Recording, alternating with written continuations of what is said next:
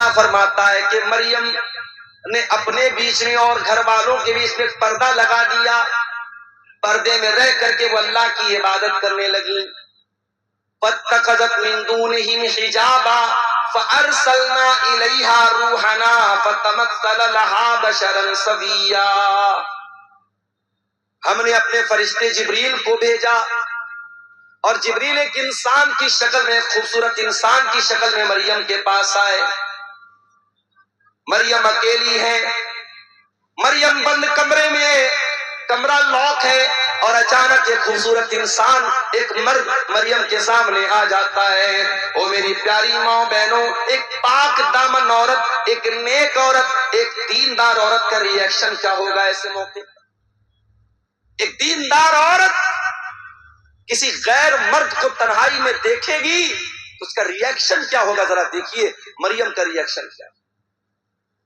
اللہ کہتا اذا ارسلنا الیہا روحنا، ہم نے مریم کے پاس اپنے فرشتے کو بھیجا.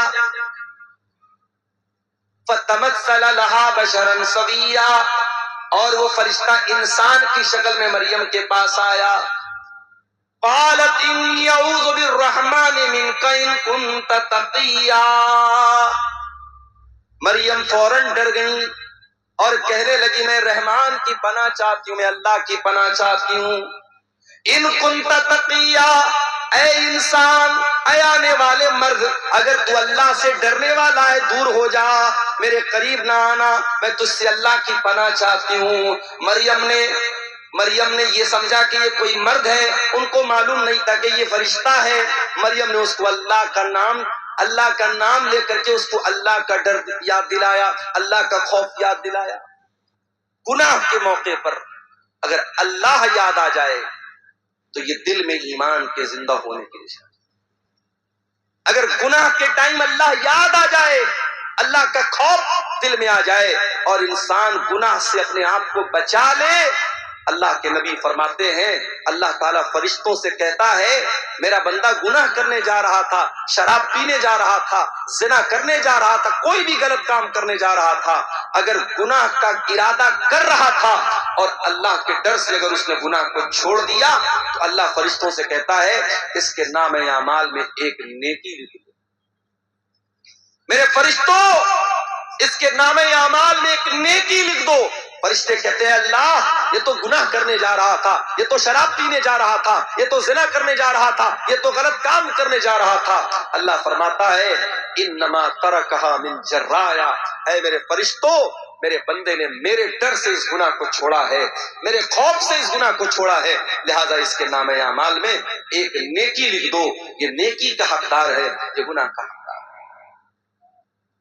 پتہ یہ چلا میرے نوجوان ساتھیوں، آج جہاں جہاں بھی زنا کے اڈے قائم ہو رہے ہیں، جہاں جہاں غلط کام ہو رہے ہیں، شراب پی جا رہی ہے، نشہ ہو رہا ہے، بدکاری ہو رہی ہے، بے حیائی ہو رہی ہے، بے پردگی ہو رہی ہے، بدکاری ہو رہی ہے، جتنے گناہ ہو رہے ہیں ان گناہوں کی اصل وجہ یہ کہ انسان اللہ کا خوف اپنے دل سے نکال چکا ہے. اور معاف کرنا، چہرے پر داڑھی رکھنا نبی کا طریقہ ہے، مگر ضروری نہیں کہ داڑھی رکھنے والا پرہیزگار ہے. گھر سے نقاب میں نکلنے والی عورت بہت اچھا کام کرتی ہے کہ نقاب میں نکل رہی ہے، مگر نقاب میں نکلنا اس بات کی گارنٹی نہیں ہے کہ اس کے دل میں اللہ کا ڈر ہے. میرے پیارے ساتھیوں، کتنے زنا کے واقعات ہوئے جو نقاب پوش لڑکیوں نے ہوٹلوں میں جا کر کے عیاشیاں کی ہیں، کتنے غلط کام ہوئے ہیں جو چہرے پر داڑھی رکھنے والوں نے اور ماتھے پر سجدے کا نشان رکھنے والوں نے وہ غلط کام کیے ہیں. اس لیے یاد رکھنا، داڑھی کی اہمیت اپنی جگہ ہے، نقاب کی اہمیت اپنی جگہ ہے، نماز کی اہمیت اپنی جگہ ہے. جب تک اللہ کا ڈر نہ ہو، جب تک اللہ کا خوف نہ ہو، تب تک انسان گناہوں سے نہیں بچ سکتا. گناہ سے بچنا ہے، اللہ کا ڈر ہونا ضروری. اور اللہ کا ڈر کیسے پیدا ہوگا؟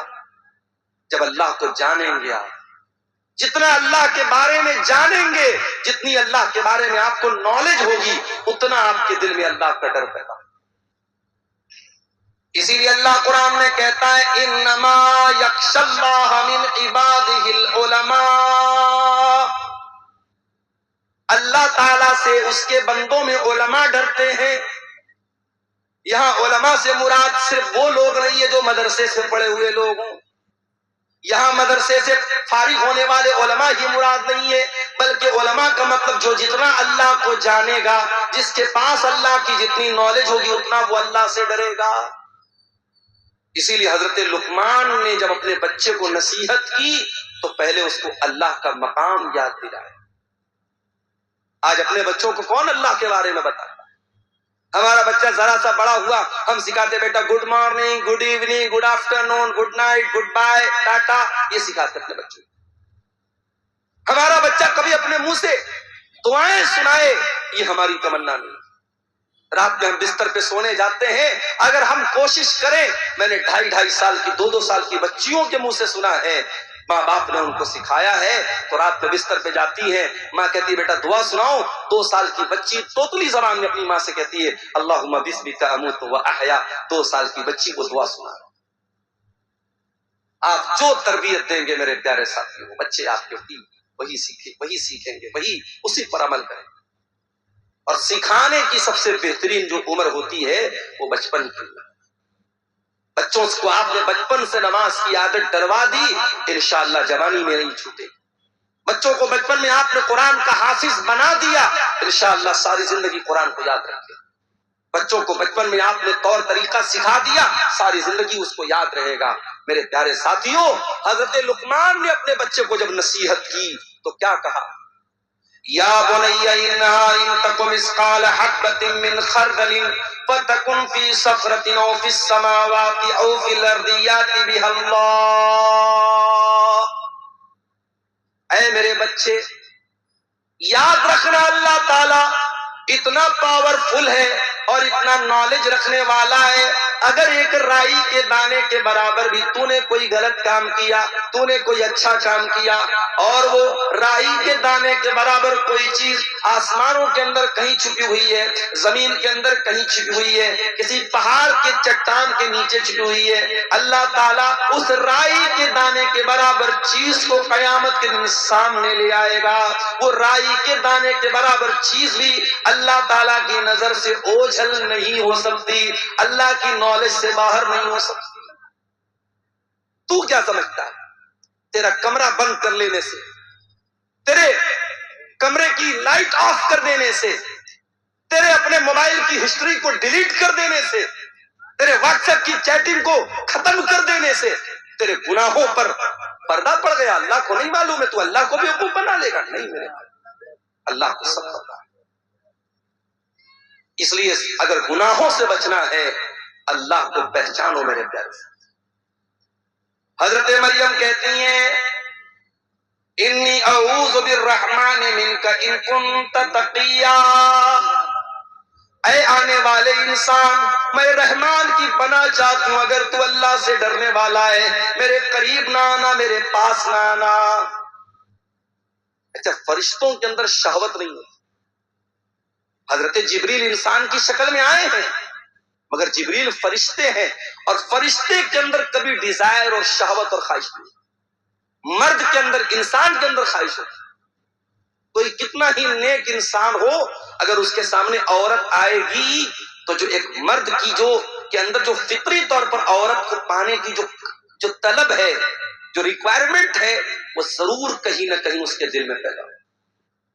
کوئی مرد اگر یہ کہتا ہے صاحب، جیسے ڈاکٹر ذاکر نائک کا ایک بڑا وائرل ہوا تھا ایک معاملہ، انہوں نے پڑوسی ملک میں جب ان کا دورہ ہوا، انہوں نے کہا کہ اگر کسی مرد کے سامنے کوئی عورت میک اپ کر کے بیٹھی ہے اور کافی دیر تک اس کے سامنے بات چیت کر رہی ہے اور مرد کو کوئی فرق نہیں پڑ رہا ہے، تو وہ اس کا مطلب کہ وہ مرد گڑبڑ ہے، اس کو اپنا علاج کرانا ہے. بڑا بوال ہوا تھا اس کو. مگر ڈاکٹر ذاکر نائک نے جو بات کہی تھی، ڈاکٹر ذاکر نائک کی بہت ساری باتوں سے اختلاف بھی ہے لیکن بہت ساری باتیں ان کی صحیح ہیں، یہاں وہ بالکل صحیح ہے. اسی لیے ہماری شریعت کہتی ہے اگر ایک مرد اور ایک عورت ہے تو بیچ میں تیسرا شیطان ضرور ہوتا ہے. اگر ایک غیر مرد، ایک عورت غیر مرد سے اکیلے میں ملے گی، مولانا صاحب مسئلہ پوچھنے جا رہی ہوں، مولانا صاحب کی حال چال لینے جا رہی ہوں، عالم صاحب ہیں، یہ تو بڑے نیک ہیں، تقریر کرتے ہیں، بڑے دیندار ہیں، اگر ایک عورت ایک مرد تنہائی میں ملیں گے، چاہے وہ مرد اس دور کا سب سے بڑا پرہیزگار انسان ہو اور وہ عورت اس دور کی اللہ کی ولیہ ہو، نیک عورت ہو، اگر ایک مرد اور ایک عورت تنہائی میں ملیں گے، اللہ کے نبی فرماتے الا وثالثہما الشیطان، تیسرا وہاں شیطان ضرور۔ اسی لیے اسلام میں کوئی ایجوکیشن نہیں ہے میرے، کلاس میں لڑکا بھی پڑھ رہا ہے، لڑکی بھی پڑھ رہی ہے، جوان لڑکا جوان لڑکی، پڑھائی کم ہوگی وہاں پہ، بدکاری اور زناکاری زیادہ ہوگی۔ آج آپ جا کے دیکھیں، ابھی آج کی نیوز آپ کو بتا رہا ہوں، کرسمس کا تہوار منا کر کے ایک عورت لڑکی آ رہی تھی چنئی کے اندر ایک کالج کے اندر، اسی کالج میں بریانی بیچنے والا ایک نوجوان اس لڑکی کے ساتھ ریپ کرتا ہے اور اس کو زخمی بھی کرتا ہے، بعد میں